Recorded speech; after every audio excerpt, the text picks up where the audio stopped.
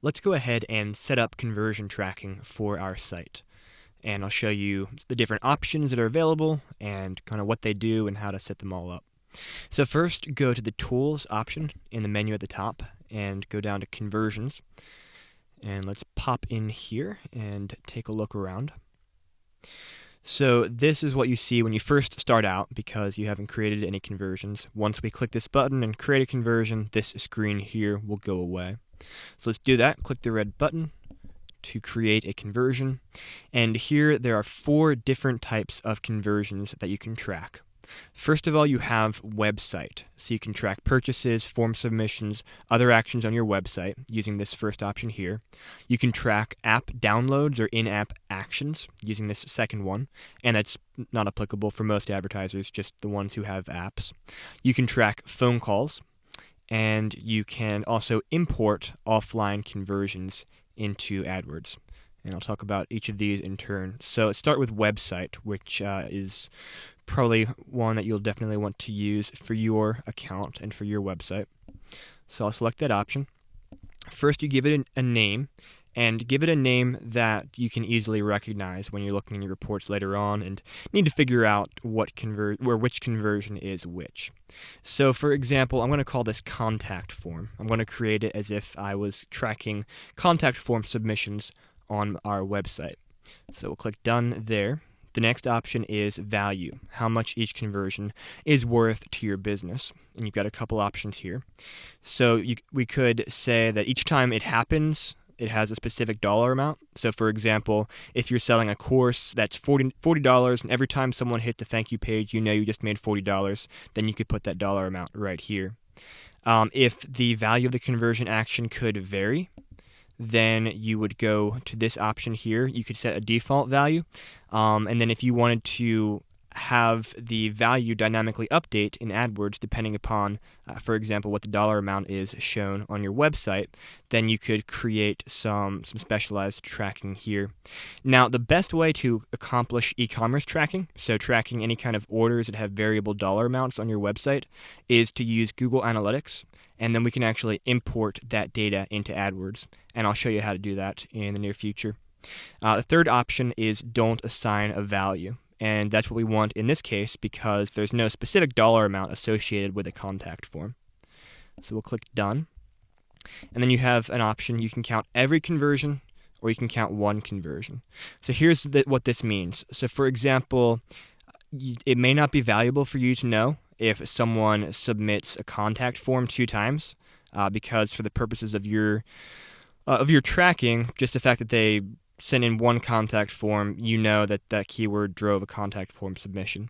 But if someone placed 3 separate orders after clicking an ad, you'd want to know about that, and you'd want to know the revenue for each one. So that's basically what these 2 options here. In this instance, is a contact form, so we don't need to know if they submitted more than 1 contact form per person. So we'll select 1 and hit Done. So we'll count 1 conversion per converted click. And then for your conversion window, basically, if someone clicks on an ad, based on these settings, if they click on an ad and the AdWords cookies get added to the browser, they come back to your website within 30 days and make a conversion. That conversion will be attributed to your AdWords click. And the same thing for view through conversion window. So if they saw an ad, for example, a display ad, and then later on came to your website and made a conversion, then if that was within 30 days, that would be tracked back to your campaign. You can change the amount of days. 30 is a fine default, and I recommend using that in most instances. But if you want to change that, you're welcome to do so. Then Google has a couple categories, and this is just for pretty much internal use for how you want to categorize things. In this instance, this is a contact form, so it's not a sale, it's not a sign up. It could be a lead. I'm going to call it a lead. I could also call it other. I could call it anything I wanted, but I'll call it a lead for these purposes. So we'll click Done. And then including conversions. So what does this mean? So if we leave this option checked, then we'll see these conversions in the normal conversion columns in your AdWords reports. If I unchecked it, then it would not show up as a conversion. And you would do that if maybe you wanted a record of how many conversions you got in AdWords, but you don't want that to show up in your cost per converted click reports or your number of conversions associated with specific campaigns. So in that instance, you would not want to include it in the conversions column. But for probably 95% of conversions, you do want to include them in conversions. So we'll keep that as the default. And go ahead and save and continue. All right, so you see it's got the information we just entered here, and then it gives you a tag. This is an AdWords tag. Here's what you can do with this tag. You can put it on your website on a thank you page. So after someone filled out the contact form, you'd put this on the thank you page. And the fact that they reached that thank you page, which fires this code, means that someone must have filled out the contact form. So that's what creates a trigger, or rather that's what triggers a conversion. Now you can also easily add this to your website using Google Tag Manager, and I'll show you how to do that. Again, I recommend you use Google Tag Manager to implement your codes because it just saves so much time and trouble, and it's a super and free tool. So let's go in here to our container. Let's go ahead and add a new tag. We'll hit the red new button there, and you can see they already have a conversion type created for that. And you've got two options here, AdWords conversion tracking and AdWords remarketing. I'll talk about AdWords remarketing separately. Right now, just click on AdWords conversion tracking, and then it's going to ask you for a conversion ID. So scroll over here, or click over here. You can see that number right there. That's your conversion ID. We did not set a conversion value for this conversion, so we'll ignore that. And we don't need a currency code because we don't have a currency value. So we'll ignore all that. We don't need any advanced settings, so we'll hit continue. And then here's an example of how we could fire it on a specific page. So we could create a trigger here, and we could say contact thank you page. We'll name it that. And then let's say that the page URL contains this string of text, contains contact thank you. So what we've just told the system here, and we'll save that, is that if anyone reaches a page that has the URL, or the URL includes contact thank you, then it will fire this AdWords conversion tracking code, and that will trigger a conversion in your AdWords account. And we'll call it AdWords conversion contact form.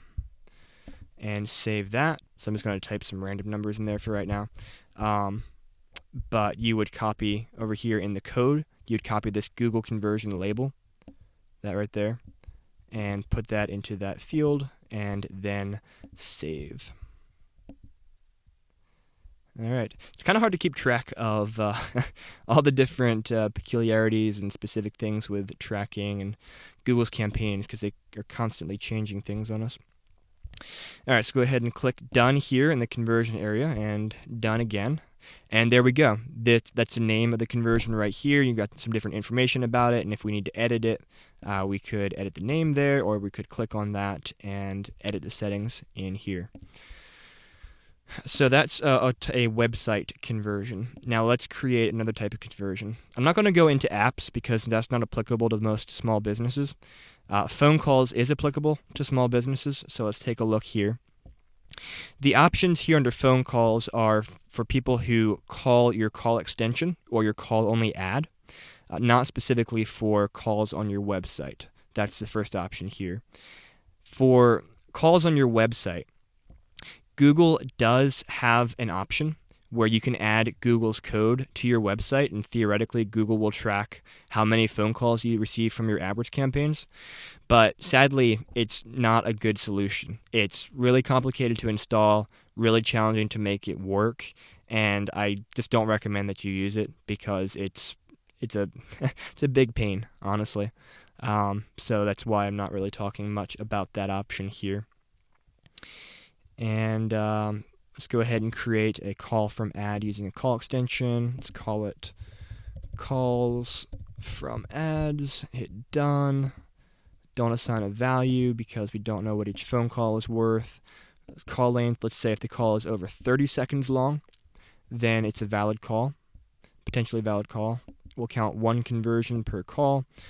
Conversion window of 30 days, category is a lead, including conversions, yes, and save and continue. And then we'd also have to set up a call extension or a call-only ad in order to actually use this conversion that we just created. So we'll close that there. And then another option is that you can import offline conversions. What that means, so for example, say you capture the unique Google Click ID of someone who clicked on an ad and then submitted a form or made a phone call using some advanced tracking options, then you could actually import that GCLID back into AdWords and know that a specific keyword drove a sale.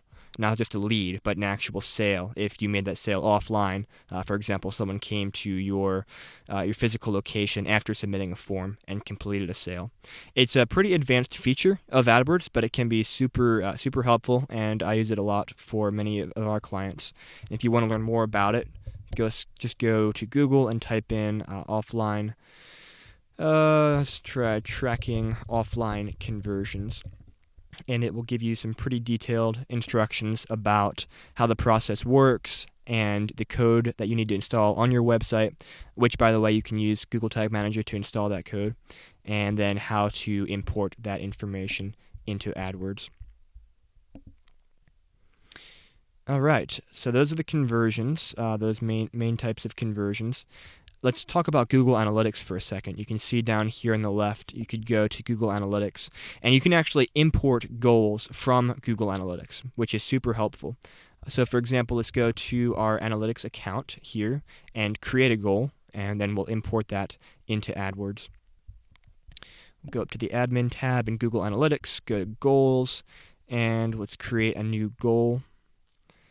And I'm just going to create a custom goal here. Let's call it contact form. And let's say, so there's 4 different options here. If you want to have your goal fired based upon something in the destination URL, so the actual page URL, you can choose that destination. If you want it fired based upon how long someone spent on your site, choose duration. If you want it fired based upon how many pages per screens per session someone viewed, then that's the third option. Or if you want to create some special tracking code, so for example, if someone clicks on a button, and that could fire some event tracking to your Google Analytics account, which you could then fire a goal based upon. Let's stick with destination for now. That works really great for thank you pages. I'll hit continue. So let's say that the thank you page begins with contact thank you. And we'll say that's the thank you page for the contact form. We will not assign a value to it, no monetary value, and we're not going to worry about a funnel right now. It's kind of an advanced feature that most people don't need to worry about. And then if we actually had a valid website, which we were working with, you could click verify this goal, and it would tell you over the last 7 days what kind of conversion rate you would have if the rules of the goal that we just created were met.